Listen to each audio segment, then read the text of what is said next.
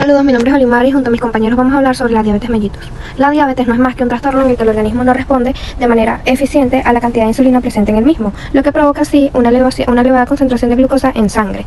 Por lo tanto, podemos decir que la hiperglicemia sostenida en una persona puede deberse o a una alteración en la acción de la insulina, que generalmente se acompaña de secreción disminuida, o simplemente a la falla en la secreción. La podemos clasificar en tipo 1, tipo 2 y diabetes gestacional. La diabetes tipo 1 es también conocida como insulino dependiente o diabetes de la juventud, y se trata de una situación de hiperglucemia secundaria a un déficit absoluto de insulina. Constituye el 5 al 10% de los casos. También suele asociarse a otras enfermedades autoinmunes como la enfermedad de Addison, el vitiligio, la enfermedad celíaca, la hepatitis autoinmune, la anemia perniciosa, etc. Luego tenemos la diabetes tipo 2. La diabetes tipo 2 se diferencia de la diabetes tipo 1 a que esta es no insulino dependiente y comienza en la edad adulta, y se caracteriza por una cierta resistencia a la insulina que puede asociarse también a una deficiencia relativa de la misma. Este tipo de diabetes es más frecuente, representa el 90-95% de los casos, y está asociada a la obesidad, que es un factor que por sí mismo causa resistencia a la insulina. Por último tenemos la diabetes gestacional, que esta no es más que la que se diagnostica durante el segundo o tercer trimestre del embarazo y suele ser asintomática aun cuando no se trate. Este afecta del 5 al 7% de todos los embarazos, y su importancia radica en que se debe diagnosticar a tiempo, ya que aumenta el riesgo de complicaciones, ya sea sufrimiento fetal, macrosomia, muerte intrauterina, partos por cesáreas y problemas neonatales, además de presentar un ligero incremento de malformaciones fetales. Mi nombre es Luciana Taylor y les voy a hablar sobre los síntomas bucales. Los procesos orales más frecuentes asociados con la diabetes son la caries fetal, la enfermedad periodontal, la candidiasis oral, la glucositis romboidal media, la boca seca o xerostomía, el síndrome de ardor bucal, agrandamiento de las glándulas salivales, el líquen plano y reacciones liquenoides, las infecciones post-extracción y alteraciones del gusto. Ahora les voy a hablar sobre los exámenes de laboratorio a solicitar para el diagnóstico, cuáles son los valores normales y la variación esperada. Los médicos usan una variedad de pruebas para diagnosticar la diabetes y la prediabetes. El médico podría recomendar diferentes pruebas dependiendo de si la persona tiene síntomas o no, o si está embarazada. Una de estas pruebas es la prueba de glucosa en plasma en ayuno. Esta mide la concentración de la glucosa en un determinado momento. Para obtener los resultados más confiables, el médico hará la prueba por la mañana después que la persona haya ayunado durante al menos 8 horas. Ayunar significa no comer ni beber nada, excepto sorbos de agua. Los valores normales de la glucosa en ayuno es menor a 99. Cuando es de 100 a 125 se considera prediabetes, y cuando es mayor a 126 se considera diabético. Otra de las pruebas es la prueba A1C, que es un análisis de sangre que muestra las concentraciones promedios de la glucosa en la sangre durante los últimos 3 meses. Los valores normales de esta prueba es de 5.7%, y un valor entre 5.7 y 6.4% indica que tiene prediabetes, y si los valores son mayores a 6.5% indica que tiene diabetes. Otra de las pruebas que se implementa es la prueba aleatoria de glucosa en plasma, donde a veces los médicos usan esta prueba aleatoria de la glucosa en plasma para diagnosticar la diabetes cuando las personas tienen síntomas de diabetes y no quieren esperar hasta que hayan ayunado durante las 8 horas. Las personas se podrían hacer este análisis en sangre en cualquier momento. Otro de los instrumentos utilizados es la prueba de sobrecarga oral de glucosa. Si la persona está embarazada, el médico podría hacer una prueba de diabetes gestacional con la prueba de sobrecarga oral de glucosa. Otro nombre para esta prueba es prueba de detección de glucosa. Esta prueba lo realiza un profesional del cuidado de la salud. Toma una muestra de la sangre de la persona 1 hora después de que beba un líquido dulce que contenga glucosa.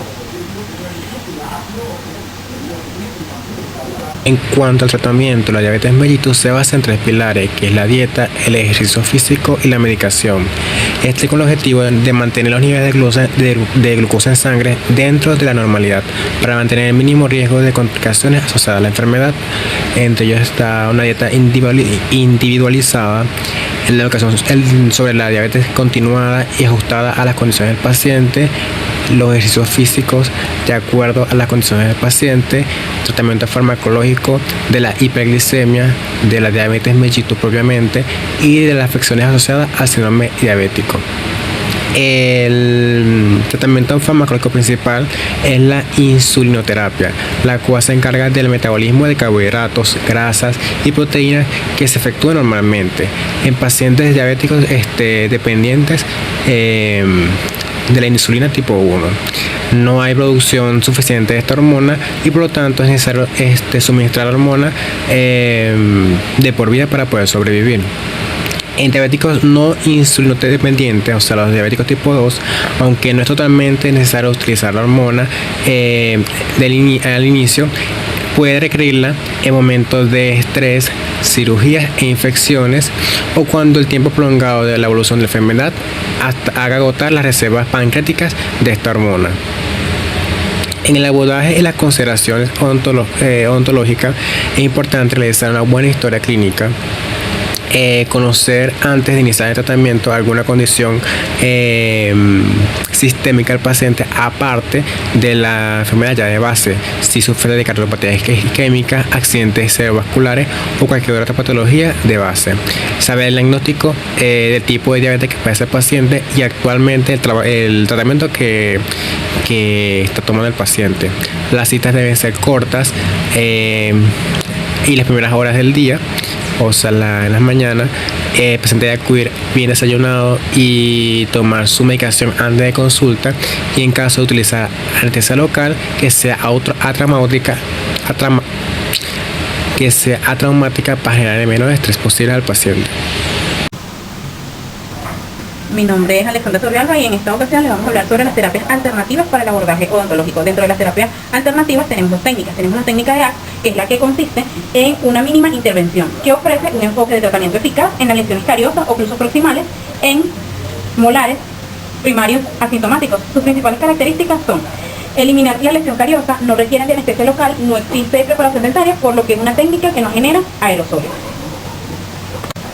En cuanto a la técnica de medios audiovisuales, la tecnología permite utilizar diversos medios de distracción proporcionados al paciente en una invasión de estímulos auditivos y visuales externos que puedan ser agradables al paciente. Fundamentalmente, tras la administración de la anestesia local, estos medios pueden ser empleados a modo de videos, donde se le expliquen los procedimientos que le va a realizar el odontólogo al momento de la consulta odontológica. Diversas técnicas, tanto la técnica de ACT como los medios audiovisuales, son estudios que han demostrado su eficacia al mejorar la calidad de vida a nivel de la ansiedad de los pacientes al momento de ser atendidos en la consulta odontológica, por lo cual son recomendadas estas técnicas. Continuamos con los aspectos del componente de salud oral que podrían alterar la calidad de vida del paciente.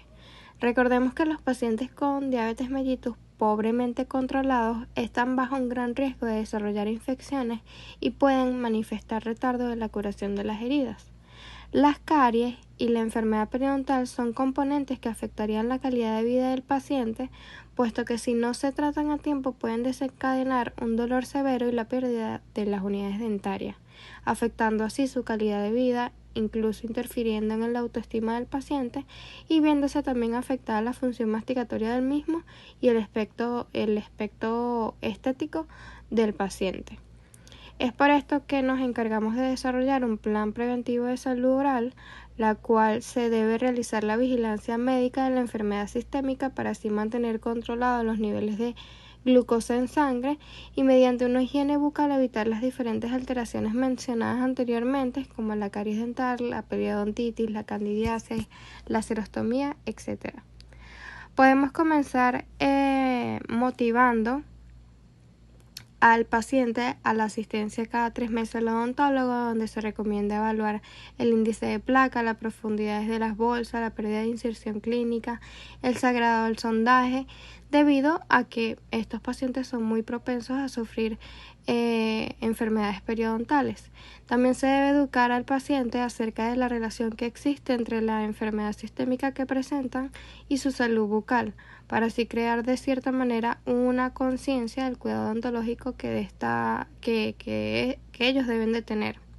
También se recomienda el uso de enjuagues bucales con flúor para prevenir las caries y enjuagues bucales antiplaca para prevenir problemas periodontales, explicar las técnicas de cepillado de muy buena manera y el uso de la pasta de flúor, donde mínimo se deben cepillar 2 o 3 veces al día, aplicando también el uso del hilo dental una vez al día para así mantener un control de placa más adecuado y de cierta manera promover la actividad física del paciente para ayudarlo a estar mejor sistémicamente, comer alimentos saludables, reducir el peso corporal y controlar la presión arterial. También los niveles de colesterol y los problemas emocionales para así evitar futuras complicaciones.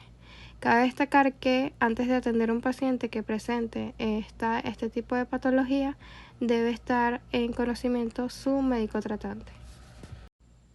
Y por último, para concluir, podemos decir que la diabetes implica cambios importantes en la vida de una persona, en donde dicha persona debe adquirir conocimientos y habilidades nuevas para así mantener un balance de su glucosa sanguínea, poder controlar su estado de salud y por lo tanto tener una mejor calidad de vida. Mantener la glucosa en los niveles normales es la mejor manera de prevenir y tratar las complicaciones. Es muy importante que la educación esté presente siempre sobre la diabetes para así facilitar el proceso de adaptación emocional y social de las personas que la padezcan. Y bueno, por último, se recomienda visitar al odontólogo para prevenir un incremento de infecciones a nivel bucal y por ende el paciente sufrir complicaciones mucho más graves. Gracias.